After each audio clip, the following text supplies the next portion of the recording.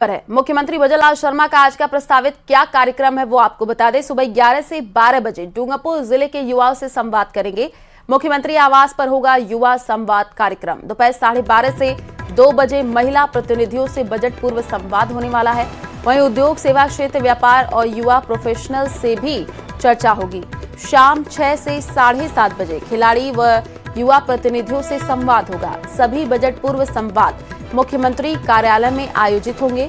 रात 8 बजे जयपुर के राजा पार्क में लोहड़ी महोत्सव में भी शामिल होंगे। तो बड़ी खबर है, मुख्यमंत्री भजनलाल शर्मा का आज का कार्यक्रम आपको बता रहे हैं। सुबह 11 बजे का वक्त होगा, जब 11 से 12 बजे वो डूंगरपुर जिले के युवाओं से संवाद करेंगे। मुख्यमंत्री आवास पर युवा संवाद कार्यक्रम होना है। दोपहर 12:30 से 2 बजे महिला प्रतिनिधियों से बजट पूर्व संवाद होगा, जिसमें उद्योग, सेवा क्षेत्र, व्यापार और युवा प्रोफेशनल्स से भी चर्चा होनी है। शाम 6 से 7:30 बजे खिलाड़ियों, युवा प्रतिनिधियों से भी संवाद होगा। सभी बजट पूर्व संवाद मुख्यमंत्री कार्यालय में आयोजित होंगे। रात 8 बजे जयपुर के राजा पार्क में लोहड़ी महोत्सव में शामिल होंगे। तो बड़ी खबर है, मुख्यमंत्री भजनलाल शर्मा का आज का प्रस्तावित कार्यक्रम आपको बता रहे हैं। सुबह 11 से 12 बजे डूंगरपुर जिले के युवाओं से संवाद करने वाले हैं। मुख्यमंत्री आवास पर होगा युवा संवाद कार्यक्रम। दोपहर 12:30 से 2 बजे महिला प्रतिनिधियों से बजट पूर्व संवाद करेंगे और उद्योग, सेवा क्षेत्र, व्यापार और युवा प्रोफेशनल्स से भी चर्चा होनी है। शाम 6 से 7:30 बजे खिलाड़ी, युवा प्रतिनिधियों से संवाद सीएम करने वाले हैं।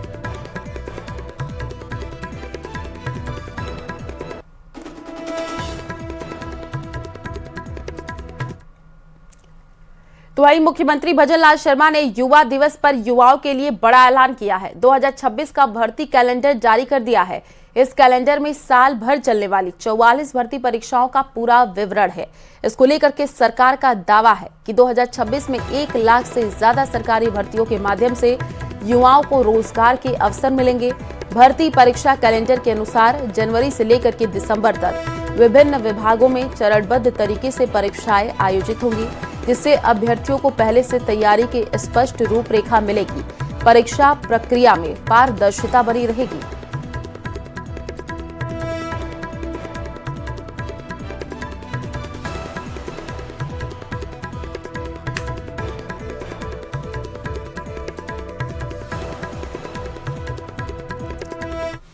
प्रदेश के मुख्यमंत्री आदरणीय भजनलाल शर्मा जी के नेतृत्व में समयबद्ध कार्यक्रम घोषित करके, चाहे वो छात्रों की परीक्षाओं से संबंधित हों, चाहे युवाओं को रोजगार से संबंधित हों, हर समय समयबद्ध कार्यक्रम तय करके जनता को लाभान्वित करने का उद्देश्य रहता है। उसी के तहत हमने किया है। युवाओं को इससे बड़ी राहत। बिल्कुल, युवा अपनी तैयारी में जुटेंगे, अपने भविष्य को सुरक्षित करने के लिए काम करेंगे। हमारी शुभकामनाएं। और जयपुर में राज्य कर्मचारियों ने अपनी लंबित मांगों को लेकर के चेतना रैली निकाली है, जिसमें प्रदेश भर से हजारों कर्मचारी शामिल हुए। प्रदर्शन के दौरान कोई मुर्गा बना हुआ नजर आया तो कोई किसी ने डांस करके अपना विरोध जताया है। आखिर कर्मचारियों की मांगे क्या है, वो लामबंद क्यों है, जानेंगे इस रिपोर्ट में। कर्मचारियों का अनोखा प्रदर्शन, मुर्गा बनकर दौड़े, डांस कर जताया विरोध। जयपुर में कर्मचारियों की चेतना रैली। राजधानी जयपुर की सड़कों पर ये भीड़ राज्य कर्मचारियों की है। अपनी मांगों को लेकर हजारों कर्मचारियों ने अल्बर्ट हॉल से रैली निकालकर प्रदर्शन किया।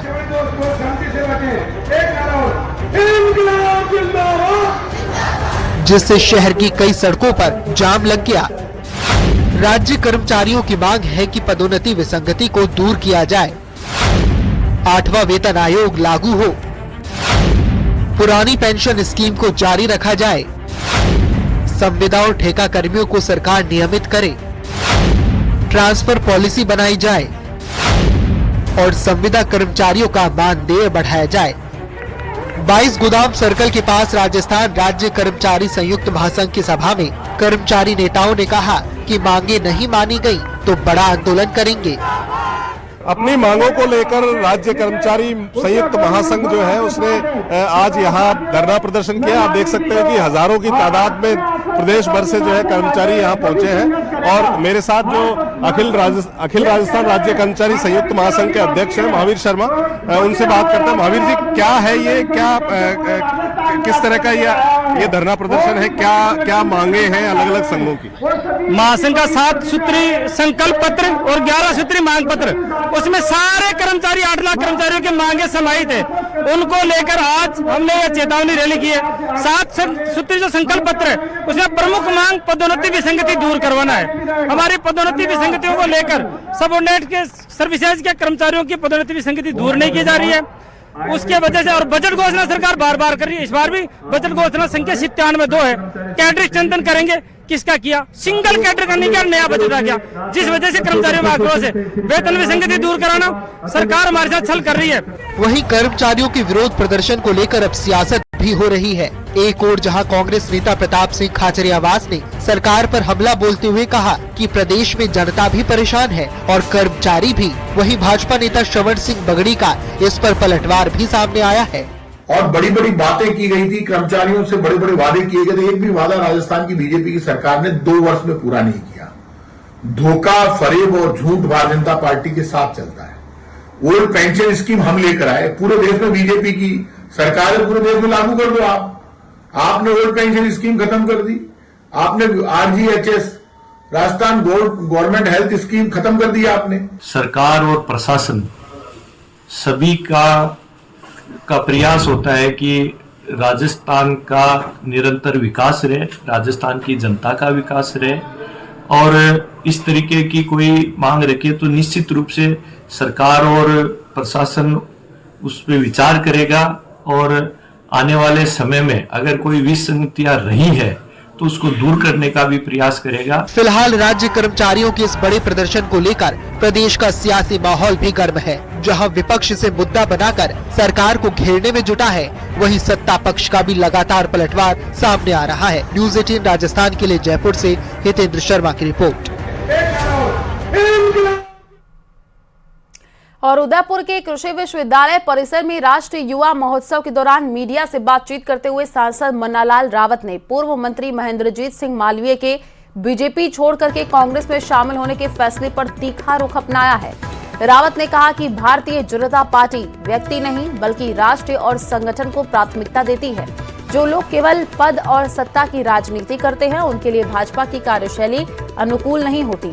उन्होंने कहा कि अनुशासन से समझौता करने वालों को अंततः अलग रास्ता चुनना पड़ता है।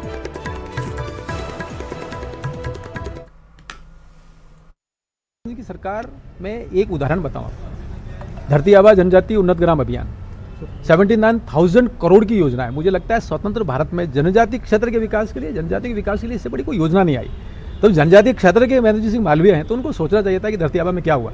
और हमने संवाद किया है, हमने बातें की है, हमने केंद्र की 25 योजनाओं पर पूरा एक विमर्श किया है, उसकी रचना बनाई, रूपरेखा बनाई। उस ब्लूप्रिंट का एक परिणाम हुआ है कि राजस्थान को एक राष्ट्रपति पुरस्कार भी अभी धरती आबा में मिला है। एक उदाहरण के माध्यम से कह रहा हूँ, वैसे चल रहे हैं, लेकिन राजनीतिक महत्वाकांक्षा यदि कहीं आ जाती है तो मुझे लगता है वो एक विचारणीय चर्चा इस चीज को लेकर। तो राजस्थान की राजनीति एक बार फिर गांव की चौपालों तक पहुंचने जा रही है। मनरेगा कानून में केंद्र सरकार के बदलावों और पंचायत चुनावों में देरी को लेकर के कांग्रेस में बड़ा सियासी दांव चला है। प्रदेश में ग्राम चौपाल अभियान चला करके कांग्रेस एक बड़े वोट बैंक को साधने की जुगत में है। देखिए,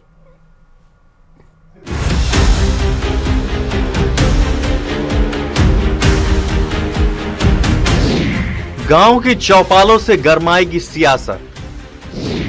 कांग्रेस का मनरेगा बचाओ संग्राम, 45 दिन का अभियान, बड़ा चुनावी दांव।